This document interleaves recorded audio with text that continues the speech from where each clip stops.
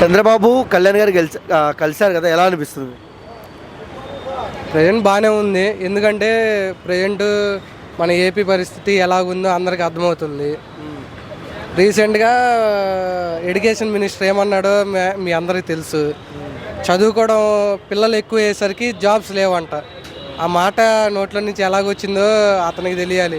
మళ్ళీ అతను ఒక ఎడ్యుకేషన్ మినిస్టర్.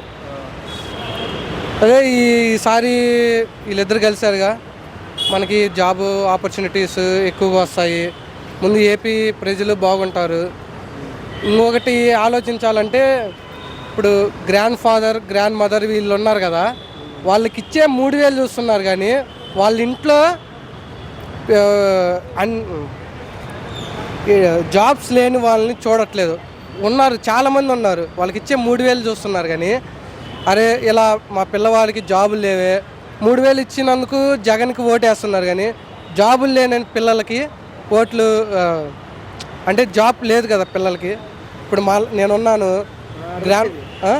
నేనున్నాను ఇప్పుడు ఇంట్లో ముసలాళ్ళు ఉంటారు, వాళ్ళు 3,000 ఇస్తున్నారని ఆ జగన్కే ఓటేయాలనుకుంటారు.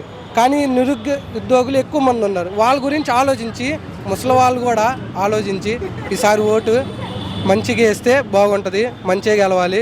ఎందుకంటే ఈ జగన్ వచ్చినాక ఏమి లేవు, అందరూ హైదరాబాద్ వచ్చి ఉంటున్నారు. ఎక్కడ మనం ఏపీలో ఇలాంటి ఎక్కడ ఫెసిలిటీస్ లేవు కాబట్టి హైదరాబాద్ వచ్చి ఉంటున్నారు.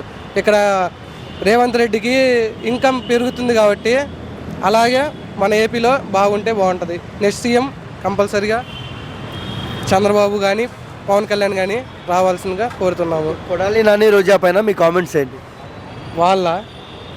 వాళ్ళు ఎందుకు రాజకీయం చేస్తున్నా కూడా అర్థం కావట్లేదు ప్రజెంట్. ఇంకా రోజా అంటావా, ఏదైనా పార్టీలకి వాటికి వీటికి డ్యాన్స్ వేయడం తప్ప వేరే ఆలోచన ఉండదు. ఆ కొడాలి నానికి నోరు తెలిస్తే బూతులు తప్ప ఇంకోటి ఉండదు. వాళ్ళు ప్రజలకి ఏం చేశారో వాళ్ళ మనశ్శాంతికి చెప్పాలి వాళ్ళు.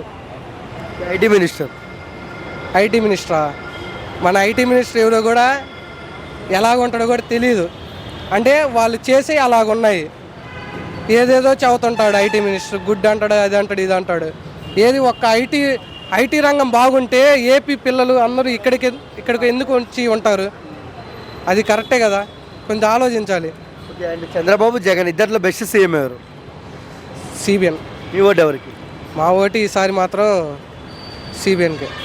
Thank you bro.